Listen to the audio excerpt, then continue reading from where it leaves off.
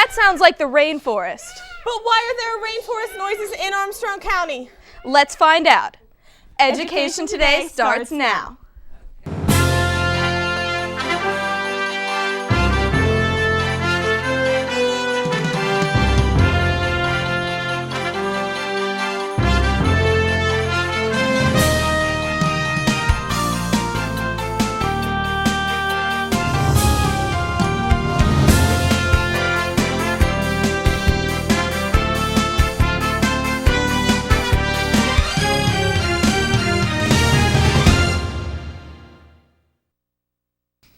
Welcome to Education Today. I'm Sam Brochus. And I'm Shannon Szymanski from Ford City High School. Were you wondering what all of those jungle sounds were about? I was. What's going on, Sam? Well, the students of West Hills Elementary could tell us. On February the 25th and the 27th, they got to experience the wonders of the rainforest firsthand with live animals and realistic representations of the different layers of the jungle through the Rainforest Rhythms Assembly. Wow, that sounds fascinating. Those are some lucky kids. I know. And it's all possible through the SEED program. SEED? What's that? Do they plant things? No, it stands for the Student Extra Educational Development Program. Oh, I've heard of that. It's part of a series called Science on the Road that aims to teach kids about the world around them in all sorts of fun ways. Right. Are you ready to take a look at what they learned? Let's go to the rainforest. Afternoon.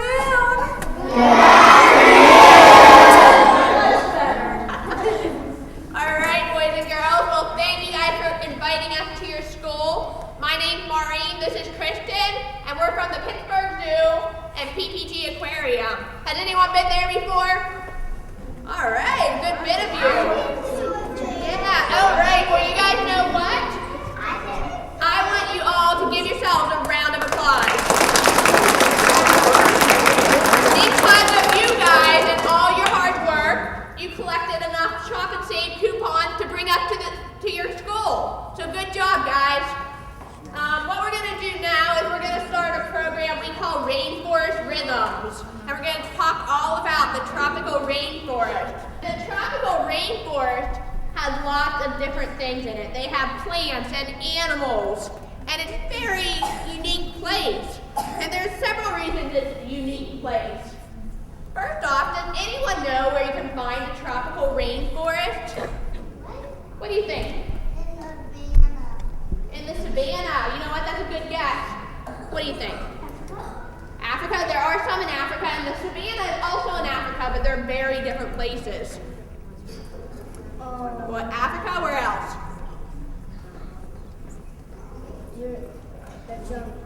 The rainforest we often call the jungle, you're right.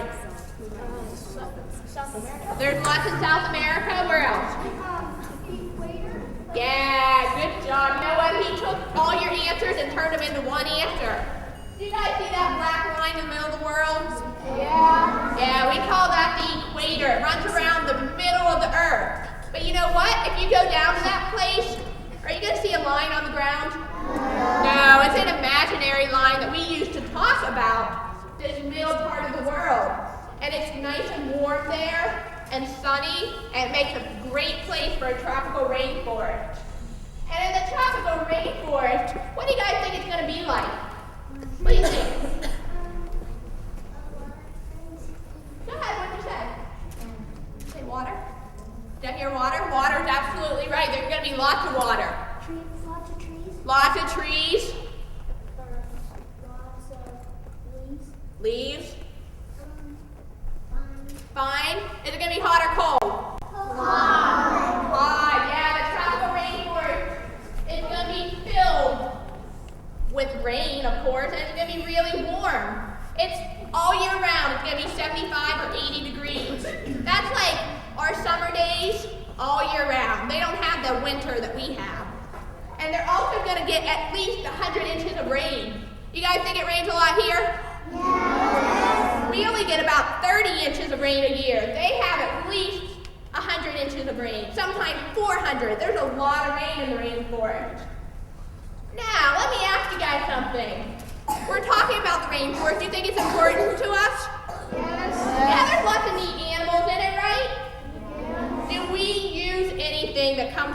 rainforest, do you think? Let's think about it. Do you guys know anything that comes from the rainforest? What do you think? Nuts, yeah. Some food like nuts come from the rainforest. Leaves? Do you use leaves for anything? Do you eat them? No, that's a good guess. We do have leaves in the rainforest. What else? Leaves. Chocolate. Anyone like chocolate? Yeah. Did you guys know chocolate was found in the rainforest? Great thing to have. How about the blue shirt back there? Gum. Very good. Anyone like chewing gum? That came from a tree that was discovered in the rainforest. What else? What do you think? Paper?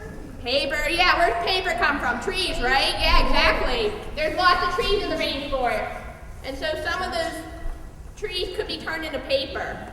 Now, how about everyone take a big breath for me? Every day we breathe in lots of air, and that air has something called oxygen. And oxygen is made from trees. Because there's so many trees in the rainforest, they actually provide us with some of the oxygen you just breathed in. So every day we get a lot of oxygen the whole way from the rainforest. So it's really important for us. And when you talk about things like the rainforest at the zoo, we want to take care of it. And how do you think you might take care of the rainforest when we get things there like paper? We also get aluminum from the rainforest. I didn't mention that one yet. How do you think we might conserve some of these things? What do you think in the pink? You forget? What do you think? That's okay. Don't like make buildings in the rainforest to keep the animals safe. Don't make buildings? Yeah, you know what? We want to keep a lot of rainforests how they are naturally. What else? Recycle. Awesome! You guys recycle here? Yeah, do you recycle paper? How about aluminum cans, like pop cans? Awesome. You know what? You guys are already doing a great job at helping conserve the rainforest. And I wanted to make sure you guys knew how to do that. So good job. All right, we're going to go ahead and get started. We're going to talk about the actual rainforest. And in the rainforest, there's actually 4 different layers that scientists talk about. Because the rainforest is so tall. It's so tall, and they want to be able to study all the different animals in there, so they broke it up into these 4 layers. Up at the tippy top is the emergent layer, and there's a few trees up there, and it's really windy and sunny. It's actually a really hard place to live. And then down below is called the canopy layer. Everyone, without hitting your neighbors in the face, put your arms out to your side. Do you see that? Do you see how your arms overlap? That's kind of like the trees in the canopy layer. Their branches all overlap. And if you had a monkey, that monkey could actually run across branch to branch to branch and never hit the forest floor. Pretty neat area. We also have the understory underneath all those branches where it's a little darker. And then we have the forest floor down on the bottom. Now, do you think if an animal's down on the forest floor, it would have to look up and open a door to get in the canopy layer? No, they won't have to do that. They can go up and down all they want. All right, so in the emergent layer, up high where there's a few trees, yeah, put your hands up high. What kind of animals do you think you might find up there? All right, hold on, let's do that hand raising thing. And see your hand raised if you have an answer of an animal. What do you think? Some sloths might go up there, you're right. What else? Birds, very good. You know what? There's going to be lots of birds up there. This little animal, just like Maureen said, he looks a little bit like a monkey, but he's actually not related to monkeys at all. He just looks a little bit like one. And this is an animal called a kinkajou.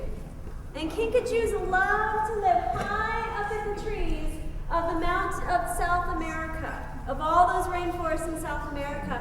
And they love to live where it's nice and hot in the tropical rainforests. And they are excellent at climbing trees. Now you can see he's looking around a little bit. He might even shake a little bit if you see him up close. And that's just because when there's a lot of people that he doesn't know, he can get a little bit nervous. He's an animal that sleeps all day And he wakes up at nighttime, and that's when he eats his food and he climbs around. Does anyone know a word for an animal that sleeps during the day and wakes up at nighttime? Do you know what that word is? Nocturnal. You're absolutely right. It's called nocturnal. And so kinkajous, like Pequeño here, are nocturnal animals. And he is probably one of the most nocturnal animals we have at the zoo. Because the only time he'll wake up during the daytime is when we wake him up to show a class or to show some other people. And so I had to wake him up to bring him out to show you. Now you can see he's holding on to me just like I'm a big tree branch. He's even using that very special tail to hold on to my arm. Just kind of like a monkey would. Because he has that tail called a prehensile tail. And a lot of monkeys have prehensile tails too. And he can hold on pretty tight. And when he wants to climb a tree or climb up his cage, he uses his tail to help him. He also uses his feet and his hands to help him too. You can see that the bottoms of his feet have no fur on them at all. And that's because if you had a hand covered in fur, you would probably slip off the tree branch. And so he doesn't have any hair on the bottoms of his feet, so that he can use them to grab on to different places in the trees. He has really great hands that he uses to grab onto too, all right? Now, since I woke him up, he's gonna hide his head a little bit because it's darker underneath my arm. But sometimes, since I just woke him up, he'll yawn really nice and big. And if he yawns, I want you to let me know if he yawns, because if he does yawn, he usually sticks his tongue out. And if you see his tongue, you'll notice that his tongue is very, very skinny. His tongue's only this skinny, but it's this long. And why in the world, raise your hand if you think you know why, he would have a long, skinny tongue. What do you think Pequeño here likes to eat with that long, skinny tongue? Any guesses? Do you have a guess? Nope, he doesn't like nuts. He won't eat too many of those, they're too hard. Bugs? Nope, that's a really good guess, kind of like an ant eater. But no, he won't eat too many bugs. In fact, he's almost entirely vegetarian. He loves to eat fruit. In fact, Pequeño here has a sweet tooth. He loves sweet fruits like grapefruits and bananas and strawberries and melons. But he also absolutely loves honey. Is one of his favorite things to eat is honey. And with that long skinny tongue, he's going to dip it down into a flower and he's going to drink the nectar that is down in that flower. So he loves honey and nectar, and those are two of his favorite things to eat. All right? But in order for him to eat honey, what do you think is dangerous about trying to get honey? Where do you get honey from? Bees. Go ahead. Yeah, it's the bees.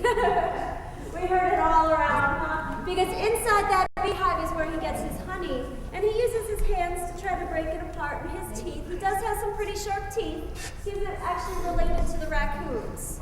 That's the kind of family that he's in. So he does have sharp teeth, but he doesn't really eat meat with it. He uses them to break apart beehives and to get the honey inside. But his fur is what helps to protect him against the bees, because most bees have stingers on them. And so he has fur that goes out in all different directions. He has some crazy hair sometimes. And if he were to get a bee on him, if that bee tried to sting him, it's really hard to get all the way down to his feet. The only part of him that doesn't have any fur is the bottoms of his feet and also right underneath his chin. And that's the only parts that he doesn't have fur in. Before I came to IUP, I had no idea what college would be like or what role I would play or where I'd be in the future. But when I came to IUP, everything changed. I met people who really made me feel like I belonged. I had great classes at a great nationally ranked university. Hi, my name's Megan Miller. I'm a fine arts major, and this is my university.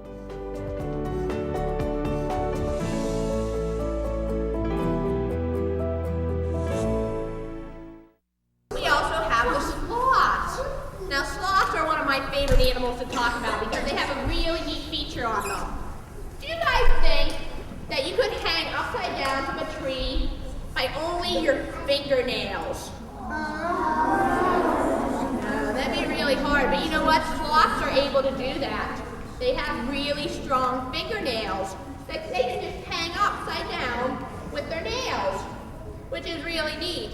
They're also very slow animals. They're so slow that sometimes they'll have plants growing on them, something called algae, and they'll have those things growing on them because they don't move very much. They just stay in the tree and hang up there pretty much all day.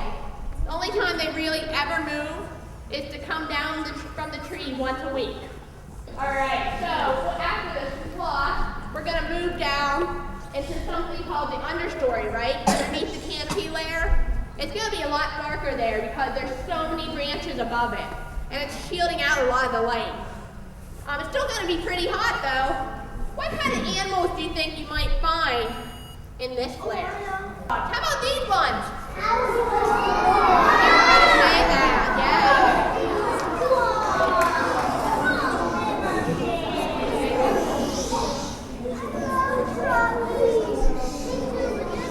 Hey guys, hold up. Let's stay quiet, okay?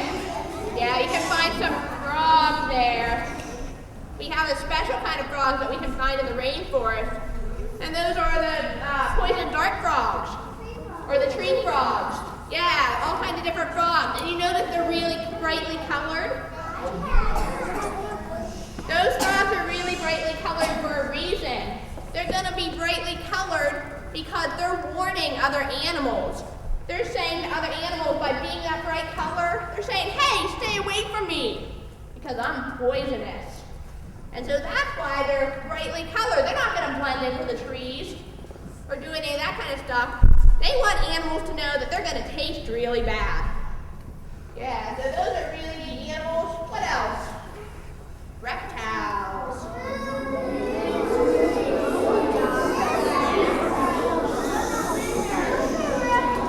You know what? If you want to quiet down, I can tell you what a reptile is. That's a great question. All right, reptiles. There's all different kinds of reptiles. Four, actually. There's lizards. There's snakes. There's turtles. Drawing a blank. Shoot. Oh, crocodiles and alligators. So those are 4 types of reptiles. And some of them are going to live in the rainforest in the trees. Would you guys like to meet one? Yeah. All right, who can remind me of one rule? How about everyone remind me of that one rule?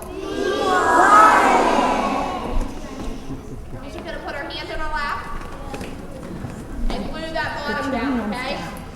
And Kristen has a reptile that she's going to come out and introduce to you.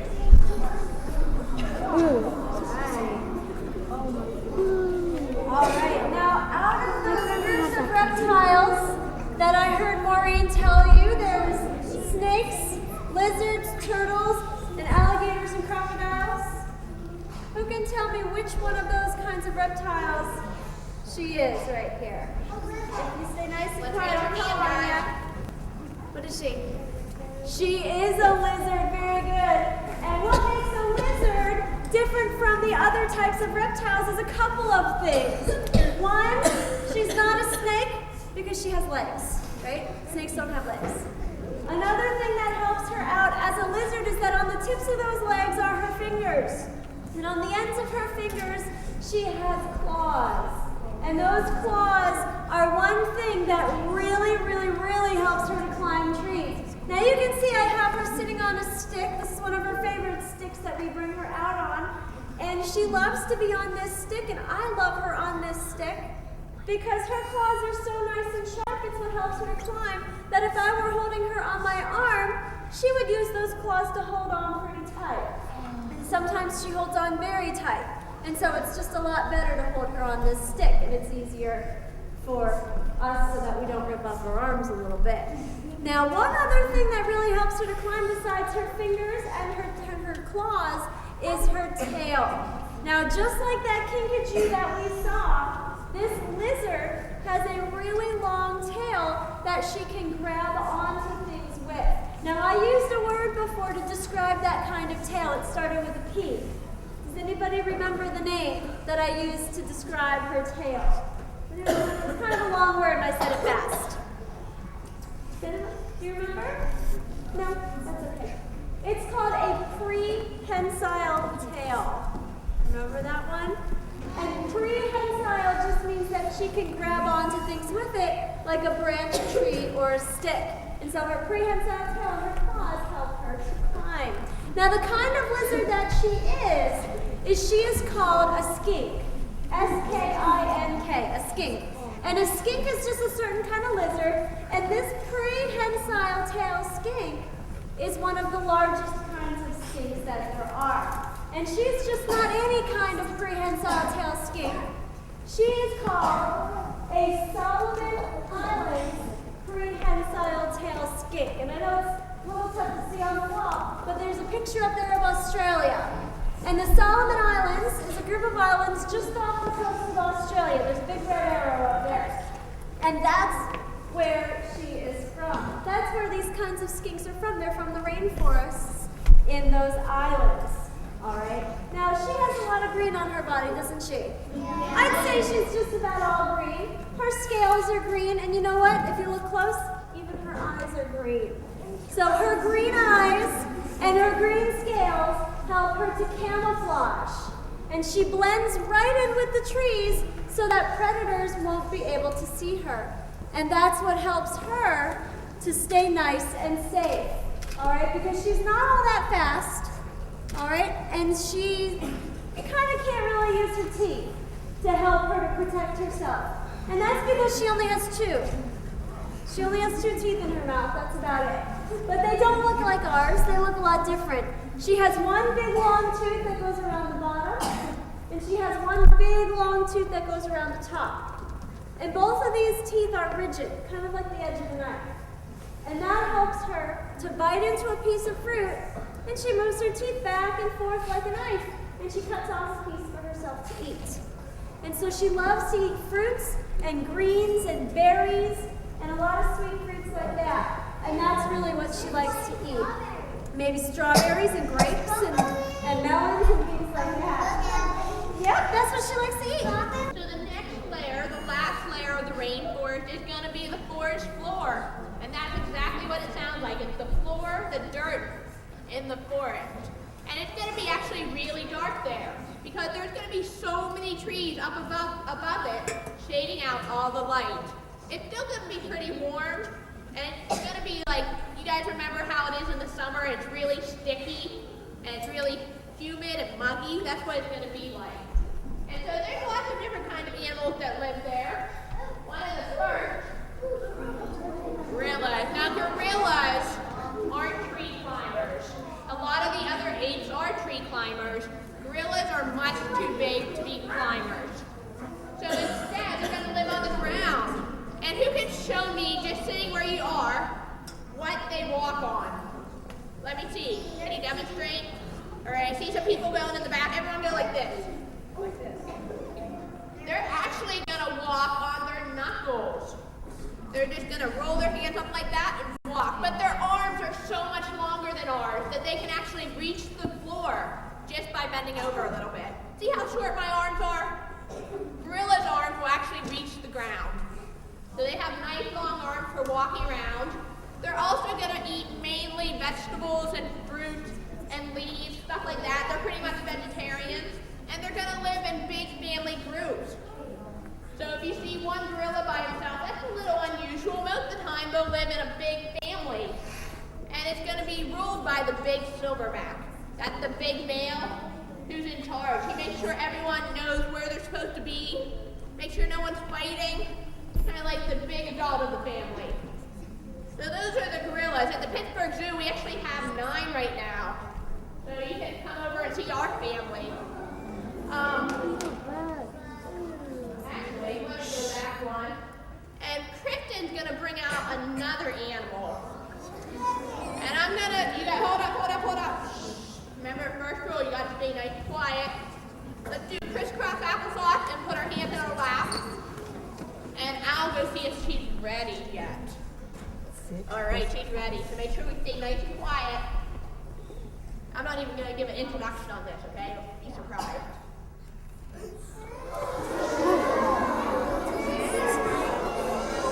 Hold on, guys. Did bring out anything that would hurt her?